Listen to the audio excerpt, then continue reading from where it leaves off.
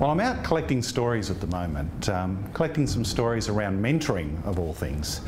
And it's just got me thinking about how do you go about getting people to open up and actually tell you a story. We have been doing some interesting work recently about collecting stories from coaches of high performance athletes. Peter Spence and I are doing this project. And one of the things I've noticed is it takes time for someone to decide to tell you the story. I'll ask lots of story eliciting questions at the beginning of an interview, and I'll ask people about, tell me about a time when, you felt this, and can you share a moment when you did that? All those types of questions, and you tend to get opinions to start with. They'll give you facts, they'll give you their point of view.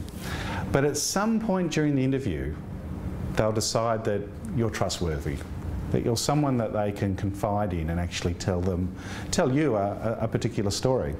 Now, we're finding this today. It was really interesting. We've done a couple of interviews. The first two interviews, the people sort of knew who we were, what we were about, what we were trying to do. But the third person who came in to interview, it was actually a person who was replacing someone else, and he did it at the very last minute. It was a very brave thing for him to do. But you know what? He didn't know us. And as a result, he didn't really want to open up to us.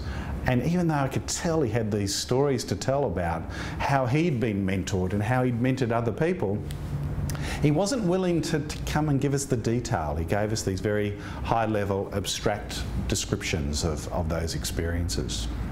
So I guess in terms of improving your practice to, if you like, elicit stories from people, timing is part of it, but also just building that rapport, building that level of trust, and it takes time to do that. So hopefully that's just a few things you might want to consider next time you're out there trying to collect your stories. So that's from me, Shawn Callahan at Anecdote.